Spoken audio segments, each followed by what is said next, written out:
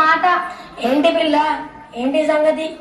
గంధ ప్రేమ వెళ్తున్నావు బావా. ఒకే ఒక్క మాట. నీ యొక్క మాట చదవకుండా నా పెళ్ళైన కాడికి వెళ్తున్నా ప్రతిసారి బావా ఒకే మాట అని దగ్గరికి వచ్చినాక చేతిలో భారీ చెట్టు పెట్టి ఓ బజార్ కో అంటావు.